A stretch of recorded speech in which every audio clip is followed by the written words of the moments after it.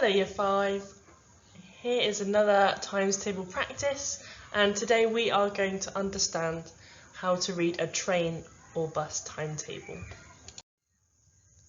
So here's an example from a test paper. As you can see, there are different destinations, different journeys, and some of the boxes are missing. So our first stop is London, Derby, Sheffield, and so on. And one of the questions is, Journey B takes 1 hour to get from London to Derby. What time do you arrive in Derby?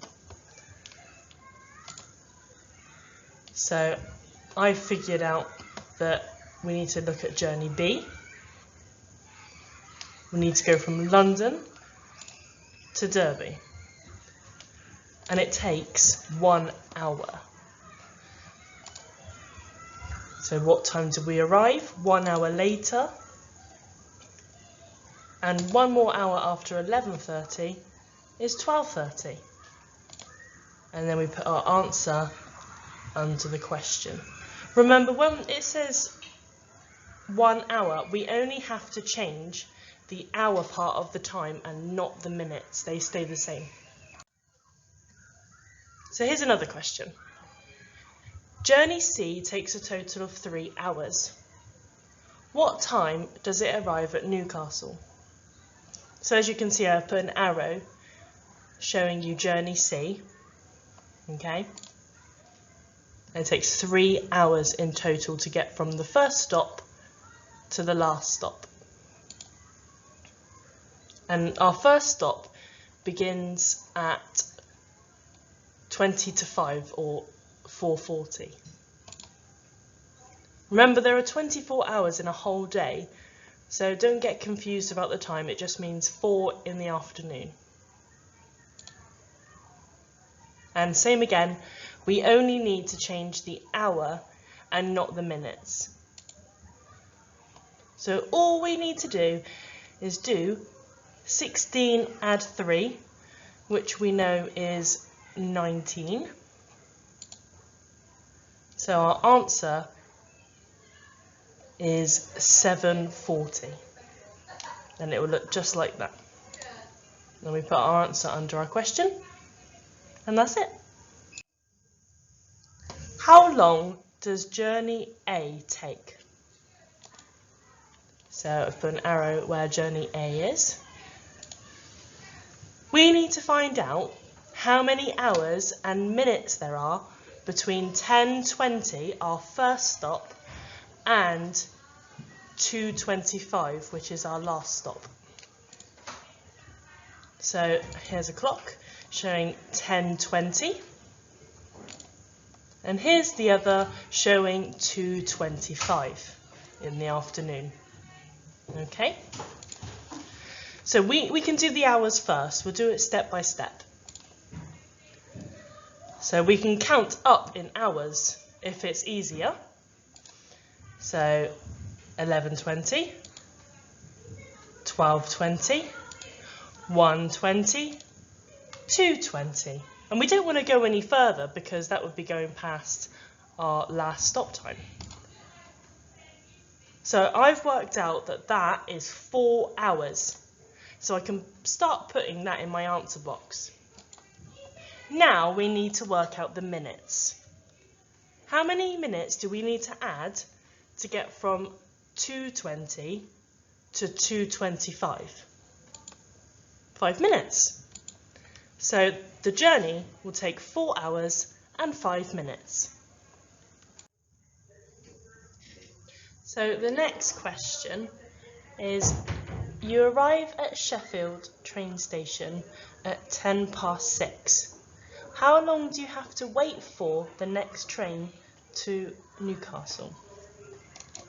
So I've underlined all the journeys that stop at Sheffield. So what is the next train we could get that is after 6:10? because we arrive at 6:10, so we can't get a train earlier than we were there. Which one do you think it is?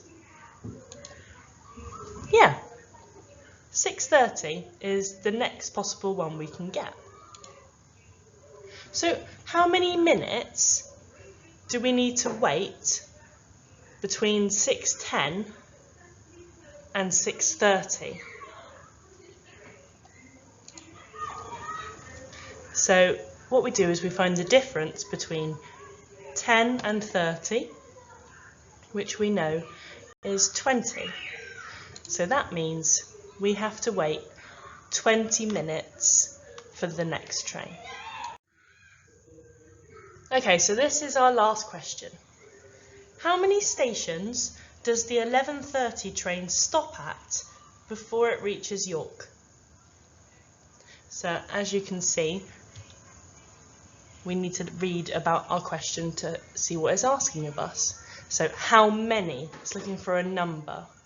How many stations? And it's looking at the 11:30 train. Can you see the train that says 11:30 on it?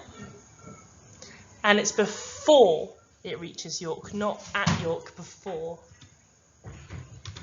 Okay, so I've circled the journey that shows the 11:30 train.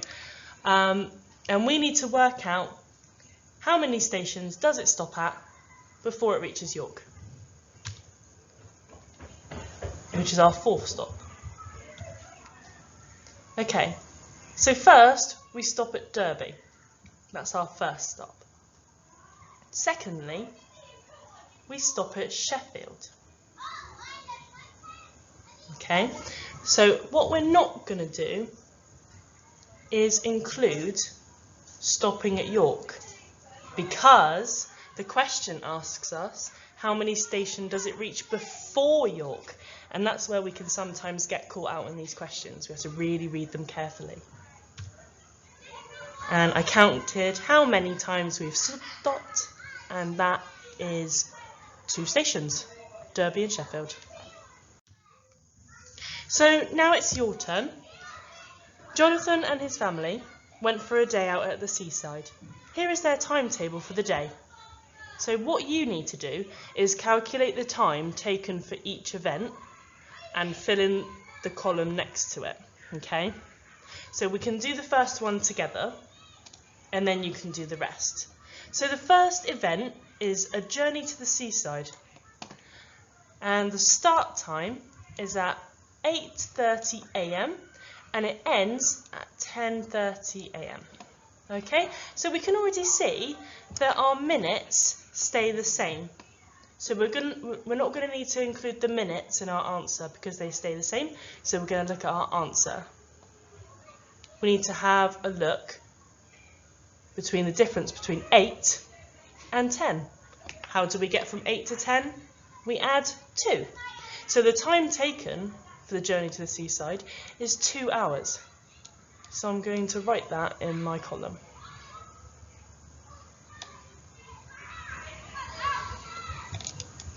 Okay, I'll do the second one as well. Our next event is a walk along the beach.